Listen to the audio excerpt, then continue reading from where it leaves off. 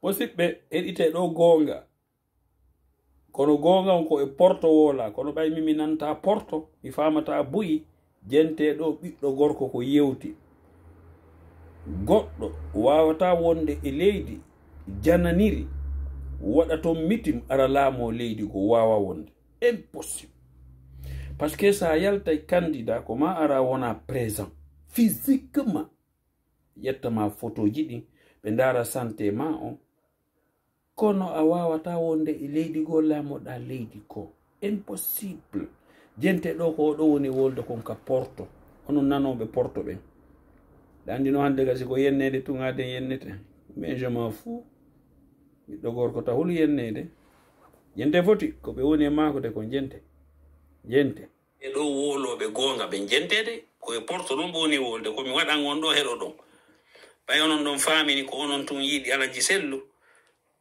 goɗɗo wole tun fi alaji sellu dara ɗon yennon on tigi goɗɗo ɗo wawi yaltude candidat heɗa refusé pays ko jente ko ɓeɗo woni wolde kon koye porto ɓe woni wolde jente foti. Déjà, c'est que Selou a,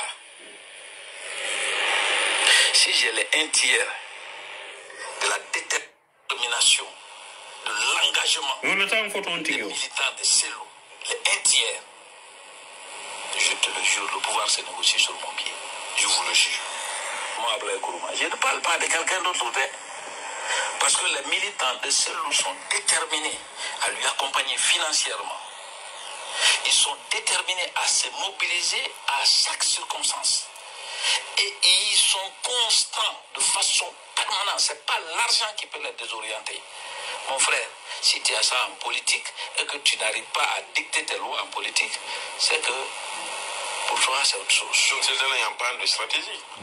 Je ne sais pas, mais c'est qu'il a, si moi j'ai le un tiers de ça, les choses se négocient dans mon salon. Moi, je ne viens pas chez quelqu'un que ça change. Parce que s'il continue à tenir les meetings là-bas et que l'élection est programmée, il ne peut pas être à l'étranger pour être candidat. Il faut qu'il vienne, que la situation se règle ici. Parce que comme ça, là, il est à l'aventure. Comme ça, là, il ne peut pas être candidat s'il y a une élection demain ou après-demain qui est programmée. Parce que pour être candidat, il faut être présent physiquement dans le pays. Rien que le contrôle médical, parce que j'ai été candidat à une élection présidentielle, il y a un collège de médecins qui sont là pour essayer de faire ce qu'on appelle l'examen médical. Vous comprenez? Rien que ça, c'est la présence physique qui est demandée. Personne ne peut présenter sa candidature étant à l'étranger. La dernière question, monsieur le président, je vous pose cette question parce que vous êtes proche de ce leader-là, c'est Selou Dalein, il était aux États-Unis, il a animé un meeting géant, certains vous diront. Quel conseil vous avez à donner à votre frère? Le changement, ce n'est pas à l'international, c'est ici. Nous sommes là. Ceux qui veulent qu'on parle de la politique n'ont qu'à venir en Guinée. Nous allons faire la politique ici. Moi, pour moi, si vous voulez que je parle de quelqu'un, celui qui est avec moi ici, qui espère qu'on devons travailler ensemble pour que la Guinée prospère, doit venir en Guinée. Moi, je ne commente pas le comportement de quelqu'un qui se trouve à l'étranger. Je ne commente pas l'activité d'un autre parti politique. Mon problème, le gouvernement, la République. Et là, les autres leaders... Mais c'est votre quand même, mais vous êtes proche. Vous pouvez vérifier. Il y a 2 semaines, je l'ai dit, mais à quand votre retour en Guinée? C'est mon frère. J'assume, je parle avec lui. Il a dit quoi? Il dit non, jeune frère, j'ai dit d'accord. J'ai dit ok. Moi, le combat quand même, c'est à l'intérieur ici. C'est pas à l'extérieur. Vous sentez la peur, je vais chez vous? La prison, la mort, ça sont des ingrédients de la politique. On saute la prison pour prendre le pouvoir, on saute sa tombe pour prendre le pouvoir. Mamadi s'est sacrifié, aujourd'hui il est au pouvoir. Vous pensez qu'on doit avoir peur d'aller en prison quand tu fais de la politique? Parce que tu dis des choses qui blessent, tu dis des choses qui sont cachées. Vous comprenez? Et ça fait mal au pouvoir. Vous savez combien de personnes ont été injustement, arbitrairement emprisonnées au temps d'Alpha Condé? Moi, si j'avais la possibilité, vous vous rappelez? Moi, j'ai été interpellé une fois, j'ai fait 17 jours de prison. On dit rébellion, participation, déstabilisation. J'ai encore les... Vous vous rappelez de ça?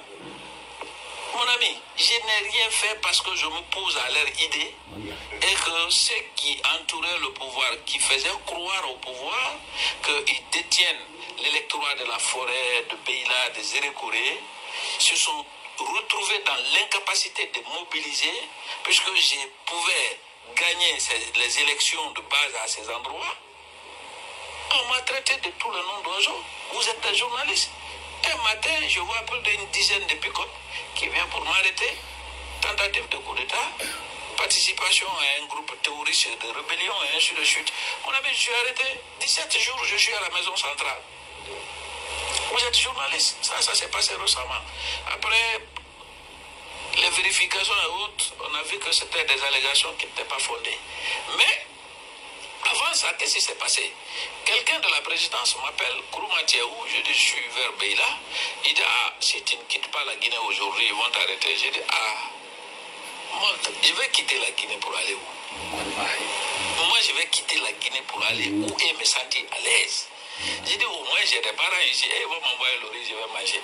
J'ai dit, ils n'ont qu'à venir m'arrêter. Mon ami, ça n'a pas fait 45 minutes. J'ai vu la descente des pick-up. Vous comprenez? Ah, j'ai dit, oui, ce qu'il a dit, c'est ça. Mais ils ont tout fait pour me pousser à l'exil. J'ai dit, moi, je ne sortirai pas de mon pays. Vous tous, vous avez été témoins de ça. Nous avons vécu tout ça. On n'a pas commencé ça aujourd'hui. Donc vous demandez à votre grand frère de revenir. Guinée, c'est le donner. Ah, si je le veux que ça change. Parce que s'il continue à tenir les meetings là-bas et que l'élection est programmée, il ne peut pas être à l'étranger pour être candidat. Hein. Il faut qu'il vienne, que la situation se règle ici. Parce que comme ça, là, il est à l'aventure. Hein. Comme ça, là, il ne peut pas être candidat s'il y a une élection demain ou après-demain qui est programmée. Parce que pour être candidat, il faut être présent physiquement dans le pays. Rien que le contrôle médical, parce que j'ai été candidat à une élection présidentielle. Il y a un collège de médecins qui sont là pour essayer de faire ce qu'on appelle l'examen médical. Vous comprenez? Rien que ça, c'est la présence physique qui est demandée. Personne ne peut présenter sa candidature étant à l'étranger, il faut être dans le pays. Vous comprenez? Il y a des photos à prendre, il y a des... On ne peut pas passer par téléphone, sur email. Voilà, à 3 reprises, non? Ça demande la présence physique. Maintenant, est-ce qu'il peut continuer à faire le tour du monde comme ça, sans venir affronter la situation? Non. Je lui dis non, ce n'est pas dans son intérêt. Ce n'est pas dans son intérêt. Tous les gens qui sont en train de dire à Selou, ne viens pas. Si Selou a peur d'affronter sa cause, c'est-à-dire s'il a peur de défendre son idéologie et de rester dehors, moi aussi je vais dire aux militants de Selou, vraiment de trouver un autre président. Moi. Trouver un autre président pour qu'ils continuent leur combat. Parce qu'il ne sera pas candidat s'il ne rentre pas dans le pays. Parce qu'il ne peut pas déposer sa candidature le moment à venir s'il n'est pas présent physiquement. Sa candidature ne sera pas validée si lui-même n'est pas physiquement présent. Ça ne peut pas passer au téléphone. Plan B. Si il ne force pas Selou à rentrer pour affronter la situation, mieux vaut qu'il cherche un plan B. Parce que, même toi, journaliste, on dit, pour être journaliste, il faut déposer tel document. Mais il faut des contrôles médicaux, physiques.